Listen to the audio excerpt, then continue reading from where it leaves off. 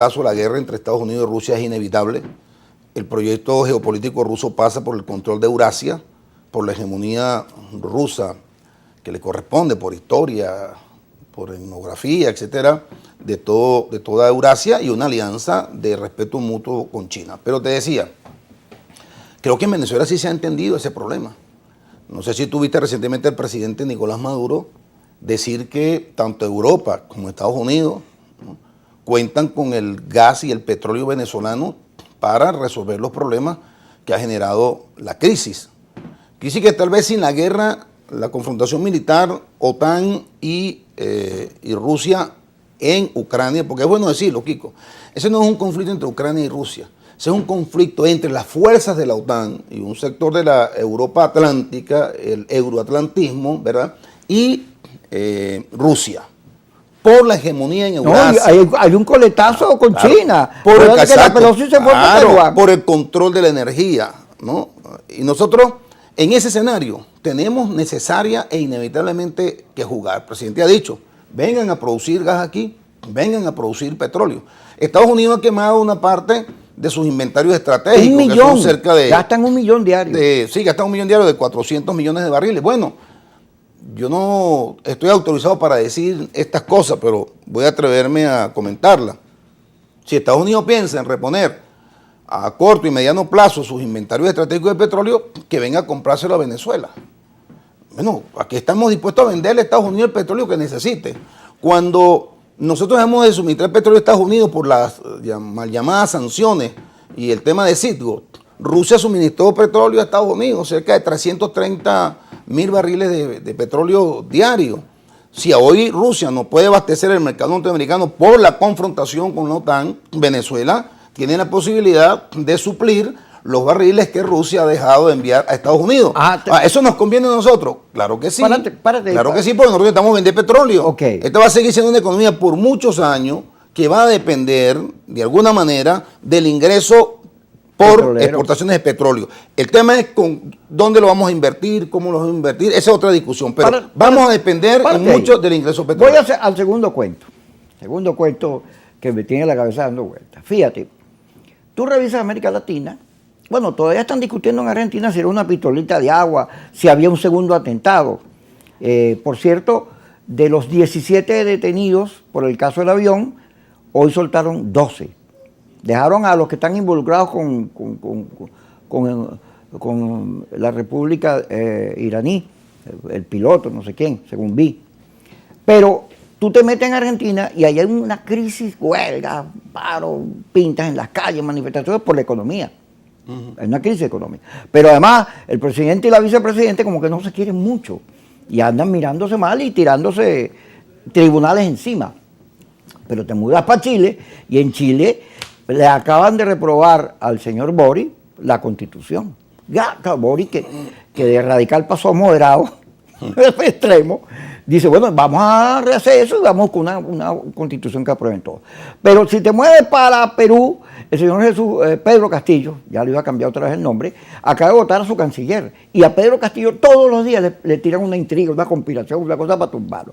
Pero si te vas para Brasil, Lula, Bolsonaro, esa elección es clave para ese país, fundamental para ese país, para lo que le va a pasar. Pero si te mueves para Colombia, bueno, ayer Petro le proponía a Maduro que fuera garante de las conversaciones con el ELN, pero a Petro ya le ha tirado como 2 atentados y aumentó la gasolina y va con una ley de impuestos que tú dices, menos más que este es socialista, porque entró por la goma. Y donde quiera que te metas en el continente, desde Canadá hasta la Patagonia, claro, hago una observación de los Estados Unidos, saco a los Estados Unidos, nuestro continente es un continente de conflicto. Nuestras naciones son unas que le rinden culto al conflicto, no producen unidad interna, no producen ideas de desarrollo, planes, políticas de Estado, sino que todo es, como decía Bolívar cuando se murió, si mi muerte contribuye a que cesen los partidos, todo es una pelea. Entonces en Venezuela nosotros pasamos 20 y pico de años de confrontación y el resultado de la confrontación es un país quebrado, dañado, torcido, lleno de heridas. Ahora, si nosotros vemos la geopolítica, Y dijimos, mira, pero esto es una enorme oportunidad para agarrar muchos recursos para el petróleo, agarrar y corregir el tema eléctrico, producir todos los acueductos limpianos, meterle el mundo digital y agua para todo el mundo, tapamos las carreteras que están llenas de huecos, electrificamos todo, mejoramos el salario, una política social de atención a los que menos tienen, y nos proponemos un proyecto de nuevo mundo, digital, de entrada en la globalización, competitivo, de negocio, pero eso sí, con conciencia de la pobreza. Nosotros, caramba, tendríamos una oportunidad de salir adelante, pero no estamos en eso. Vivimos siempre en el digo, Maduro acaba de decir que las elecciones del 24, el 25 se elige todo, porque él está viendo que va a ganar las del 24, entonces con consecuencia las del 25. Pero tú te metes en el gobierno y ahí hay unos sectores muy trogloditas, es poco, que se oponen a las zonas económicas, que se oponen al libre mercado, que hablan del legado de Chávez como si fuera una cosa, las citas del presidente Mao Zedong, para ponerte un ejemplo, que tú sabes de eso, o cuando Lenin escribió La enfermedad infantil del izquierdismo, para citártelo, en términos comprensibles. Pero lo cierto es que si te metes en la oposición parece válvula. La oposición tú metes en válvula, la metes en válvula y no caben. Había que reconstruir como 10 sanatorios. Sí. Y entonces, entonces, es posible producir una idea de país que gane quien gane, nos lleve al desarrollo. Mira, creo que ha sido una herencia histórica de la forma como se constituyeron nuestras naciones.